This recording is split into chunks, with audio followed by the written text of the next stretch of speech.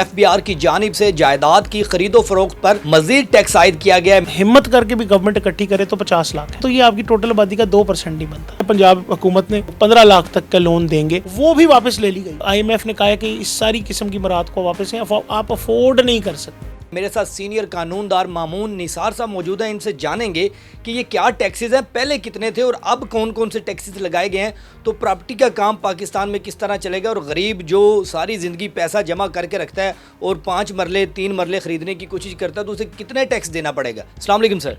वालेकुम सलाम। सर ये टैक्सेस क्या लगा दिए अब नए FBR ने, आवाम कहाँ जाए?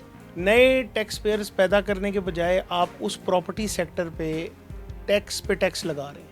इसका इम्पैक्ट एक तो ये किया इन लोगों ने कि एक तो 236C और K, ये 2 टैक्सेस थे जो ख़रीद पे थे और फ़रोख्त पे थे। ये टैक्सेस के रेट्स भी इन्होंने चेंज किए हैं।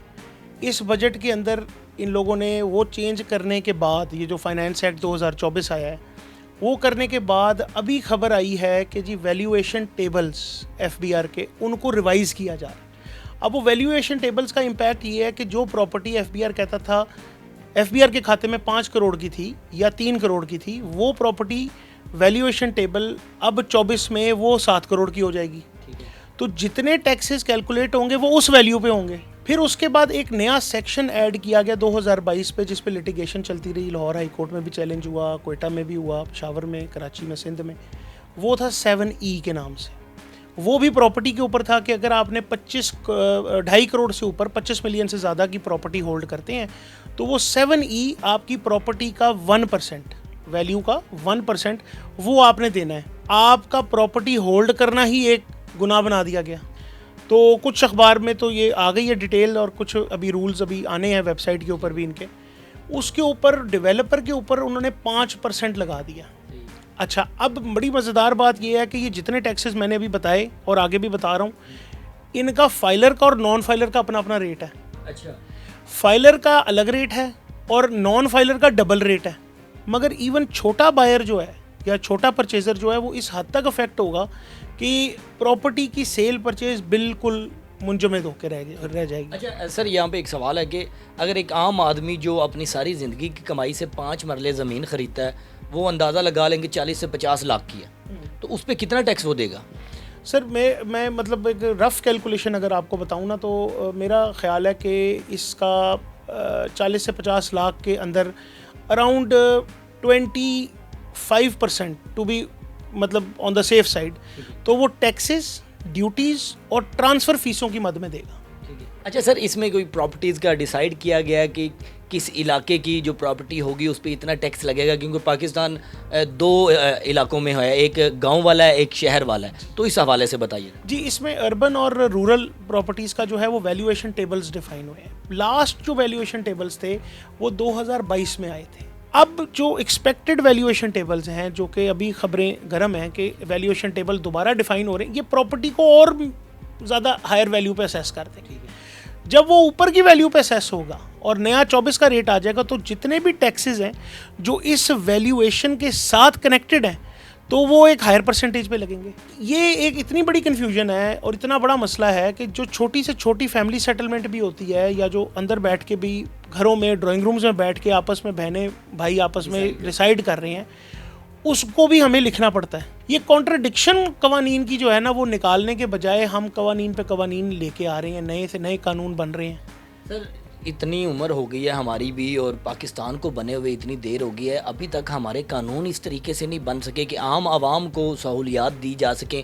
अशिया खुर्दोनोश पे हम टैक्स देते हैं, हर चीज़ पे टैक्स दे रहे हैं, बिजली पे टैक्स दे रहे हैं, बिलों पे टैक्स दे रहे हैं, जो चीज़ पेट्रोल पे टैक्स दे रहे हैं। अब जायदाद अगर कोई बंदा अपनी ख्वाहिश करता है सारी ज़िंदगी बनाने की, तो उस पर भी मज़ीद से मज़ीद टैक्सेस। आप ये देखें कि बजाय कि FBR उन लोगों को पकड़े जो टैक्स नेट में नहीं है, जिसका रोना आम तौर पे हमारे मेंबर पार्लियामेंट भी रो रहे होते हैं कि जी हमारा सबसे बड़ा मसला है कि टैक्स नेट से बाहर कौन बैठा है, उसको पकड़ने के बजाय जो ऑलरेडी टैक्स नेट पे हैं आप उस पर देखें टैक्सेशन बढ़ा रहे हैं। कि लोग ये कह रहे हैं कि यार इससे तो मच बेटर था कि हम फाइलर ही ना होते। लोग उस चीज़ से, उस एफर्ट से बाहर भाग रहे हैं। अच्छा सर, यहाँ पे मेरे जहन में एक सवाल आया जो आपने अंदरूनी सवाल है, आपने बताना है कि पाकिस्तान के कितने ब्यूरोक्रेट्स और बड़े बड़े सियासतदान ऐसे हैं जिन्होंने अभी तक अपनी जायदाद जिनकी 2.5-3 करोड़ से ऊपर ही होगी, ज़ाहिरी बात है, और वो टैक्सेस ज़रा देने में कतराते हैं। ब्यूरोक्रेट्स की जो मराद दी जा रही हैं, जो उनको एग्जेम्पशंस दी जा रही हैं, जो कानूनी लफ्ज़ इस्तेमाल करें, उसके ऊपर नज़रसानी होनी चाहिए। जो कोई प्राइवेट सेक्टर में नौकरी करता है, अगर वो 25 लाख 30 लाख 40 लाख रुपए महीना कमा रहा है, तो वो उस लिहाज से 10 से 12 लाख रुपए टैक्स भी दे रहा है। तो इसी तरह फिर ब्यूरोक्रेट की सैलरी पे भी लिया जाए ना। कितने % पाकिस्तान में लोग अभी तक टैक्स नहीं दे रहे? हमारी जो टोटल आबादी टैक्स पेयर है, टोटल जो टैक्स रिटर्न्स फाइल होती हैं, वो बहुत हिम्मत करके भी गवर्नमेंट इकट्ठी करे तो 50 लाख है। अच्छा। आप अगर उसका नेट इफेक्ट और परसेंटेज निकालेंगे तो ये आपकी टोटल आबादी का 2% नहीं बनता। जब प्रॉपर्टी हम ख़रीदते हैं तो उसके अंदर जो टाउन सोसाइटी, उनके अभी अपने टैक्सेस होते हैं, तो आवाम वो टैक्स भी दे रही है, FBR को भी टैक्स देगी, तो ये थोड़ा सा इसमें डिफरेंस करें ज़रा। एक फ़र्स्ट टाइम बायर के लिए तो मैं समझता हूँ कि यार ये बहुत बड़ी ज़्यादती है, क्योंकि अब जो गवर्नमेंट ने पहले लोन दिया हुआ था, अभी भी मेरा ख्याल है पंजाब हुकूमत ने वो एक स्कीम शुरू की थी कि हम लोग 15 लाख तक का लोन देंगे, वो भी वापस ले ली गई है। IMF ने कहा है कि इस सारी किस्म की मराहत को वापस हैं, आप अफोर्ड नहीं कर सकते। प्रॉपर्टी डीलर्स का क्या बनेगा जो प्रॉपर्टी के दफ्तर खोल के बैठे? उनके लिए सर बड़ी मैं अफसोस से कहूँगा कि कैफ़ेज़ खोलें, क्योंकि आजकल कैफ़ेज़ में ज़्यादा रश है, आप कॉफ़ी हाउसेज़ में ज़्यादा रश है, आपको डेवलपर्स जो हैं वो बेचारों का तो बिज़नेस बहुत ज़्यादा अफेक्ट हुआ है।